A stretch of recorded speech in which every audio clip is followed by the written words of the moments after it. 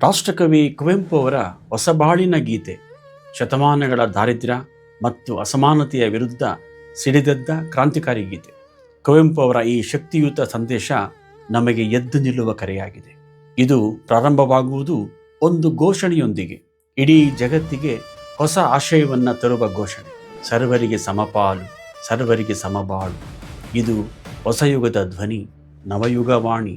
ಯುಗ ಯುಗಗಳಿಂದ ಬಡತನದ ಭಾರವನ್ನು ಬೆನ್ನ ಮೇಲೆ ಹೊತ್ತು ಓಡಾಡುತ್ತಿರುವ ಬಡಜನರೇ ಶ್ರೀಮಂತರ ಅಡಿಗಳ ಕೆಳಗೆ ಧೂಳಿನಲ್ಲಿ ಹೊರಳಾಡಿ ಕುಸಿದು ಕುಗ್ಗಿದ ಎಲ್ಲ ಸೋದರರೇ, ಕವಿ ಕುವೆಂಪು ಅವರು ನಿಮಗೆ ಧೈರ್ಯದಿಂದ ಏಳಿರೈ ಏಳಿ ಎಂದು ಕರೆ ನೀಡುತ್ತಾರೆ. ನೀವು ಸಂತೋಷವನ್ನು ತಾಳಬೇಕು, ಏಕೆಂದರೆ ನಿಮಗೆ ನೆಮ್ಮದಿ ನೀಡುವ ಸಮಯ ಬಂದಿದೆ. ನೀವು ಯಾರ ವಿರುದ್ಧ ಹೋರಾಡಬೇಕು? ಕವಿ ಸ್ಪಷ್ಟಪಡಿಸುತ್ತಾರೆ. ಇದು ಶ್ರೀಮಂತರ ಶೋಷಣೆಯ ವಿರುದ್ಧದ ಹೋರಾಟ. ನೀವು ಕಂಗೆಟ್ಟಿದ್ದೀರಿ, ಆದರೆ ಈಗ ಕಾಣಿರಿ, ದಾನವರನ್ನು ಸೀಳಿ ಬರಬರುತ್ತಿದೆ ವಿಪ್ಲವದ ಕಾಳಿ.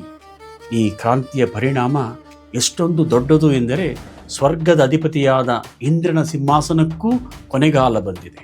ಸ್ವರ್ಗದ ನಂದನದ ಬೇಲಿ ಇಂದು ಕಳಚಿ ಬೀಳಲಿದೆ. ಇದು ಕೇವಲ ರಾಜಕೀಯ ಕ್ರಾಂತಿಯಲ್ಲ, ಇದು ಸಂಸ್ಕೃತಿಯ ಕ್ರಾಂತಿ. ಈ ಹೊಸ ಯುಗದಲ್ಲಿ ದೇವತೆಗಳ ಶೀಲವಲ್ಲದ ಸಂತೋಷಕ್ಕೆ ಬದಲಾಗಿ ಮನುಷ್ಯರ ಕೃಷಿ ಮತ್ತು ದುಡಿಮೆಯ ಸಂಭ್ರಮವು ಗೋಚರಿಸಬೇಕು.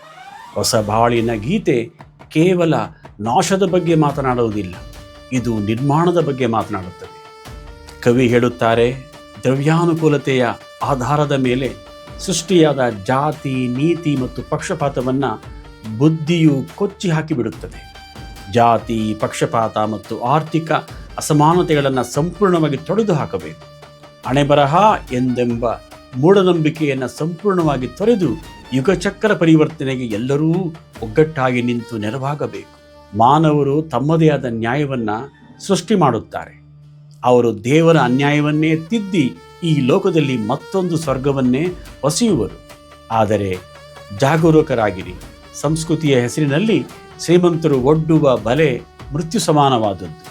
ಮೂರ್ಖರಾಗಿ ಮೋಹಿನಿಗೆ ಮರುಳಾಗಿ ನಿಮ್ಮ ಶ್ರಮದ ಪಾಲನ್ನು ಅನ್ಯರಿಗೆ ತೆತ್ತು ಸತ್ತಂತೆ ಸಾಯದಿರಿ. ಈ ಹೋರಾಟಕ್ಕೆ ತ್ಯಾಗದ ಅಗತ್ಯವಿದೆ. ಕವಿ ನೀಡುವ ಸಾಹಸದ ಕರೆಯು ರೋಮಾಂಚನಕಾರಿ. ಇಂದು ರಕ್ತದ ಬಿಂದು, ಮುಂದೆ ಸೌಖ್ಯದ ಸಿಂಧು. ಇಂದು ನಮಗೆ ನೋವಾದರೂ, ಇಂದು ನಮಗೆ ಸಾವಾದರೂ ಈ ತ್ಯಾಗವು ನಮ್ಮ ಮಕ್ಕಳಿಗೆ ಉತ್ತಮ ಜೀವನವನ್ನು ತಂದುಕೊಡುತ್ತದೆ. ನಾವು ಇಂದು ರಕ್ತ ಚೆಲ್ಲಿದರೆ ಮುಂದಿನ ಪೀಳಿಗೆಗೆ ಹೊಟ್ಟೆಗೆ ಅನ್ನ ಮತ್ತು ಮೈಗೆ ಬಟ್ಟೆಯನ್ನು ನೀಡಿದಂತಾಗುತ್ತದೆ.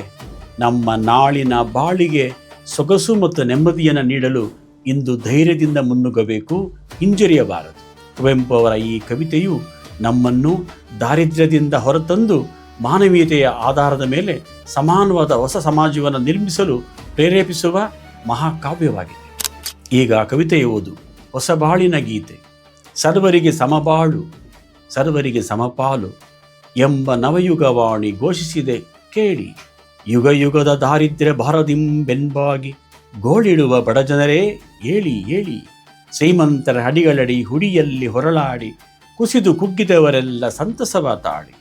ಕಂಗೆಟ್ಟ ಸೋದರರೇ ಬರುತಿಹಳು ಕಾಣಿ, ದಾನವರ ಸೀಳಿ ಅದೋ ವಿಪ್ಲವದ ಕಾಳಿ. ಇಂದ್ರ ಸಿಂಹಾಸನಕ್ಕೆ ಬಂದಿಹುದು ಕೊನೆಗಾಲ, ಕಳಚಿ ಬೀಳುವುದು ಇಂದು ನಂದನದ ಬೇಲಿ. ದೇವತೆಗಳ ಅಶ್ಲೀಲಾಮೋದಕ್ಕೆ ಬದಲಾಗಿ ಗೋಚರಿಪುದಿಲ್ಲಿ ಮರ್ತ್ಯರ ಕೃಷಿಯ ಕೇಲಿ. ದ್ರವ್ಯಾನುಕೂಲತೆಯ, ಜಾತಿಯ, ನೀತಿಯ ಪಕ್ಷಪಾತವನ್ನೆಲ್ಲ ಕೊಚ್ಚುವುದು ಬುದ್ಧಿ. ಮತ್ತೊಂದು ನಾಕವನೇ ನೆಯ್ಯುವರು ಲೋಕದಲ್ಲಿ, ದೇವರ ನ್ಯಾಯವನ್ನು ಮಾನವರೇ ತಿದ್ದಿ. ಕೈಲಾಗದವರು ಎಂಬ, ನಾವು ಕೀಳು ಎಂದೆಂಬ, ಹಣೆಬರಹ ಎಂದೆಂಬ ಮೂಢತೆಯ ನೀಗಿ, ಯುಗಚಕ್ರ ಪರಿವರ್ತನೆಗೆ ಸರ್ವರೂ ಸೇರಿ ಹೆಗಲು ಕೊಟ್ಟು ಒಮ್ಮನಸ್ಸು ಮಾಡಿ ನೆರವಾಗಿ. ಮೋಹಿನಿಗೆ ಮರುಳಾಗಿ ಮೂರ್ಖ ದಾನವರೆಲ್ಲ ತಮ್ಮ ಗೈಮೆಯ ಪಾಲನ್ನು ಅನ್ಯರಿಗೆ ತೆತ್ತು ಸತ್ತಂತೆ ಸಾಯದಿರಿ. ಸಂಸ್ಕೃತಿ ಹೆಸರಿನಿಂದ ಶ್ರೀಮಂತರೊಡ್ಡುವ ಬಲೆ ನಿಮಗೆ ಮೃತ್ಯು.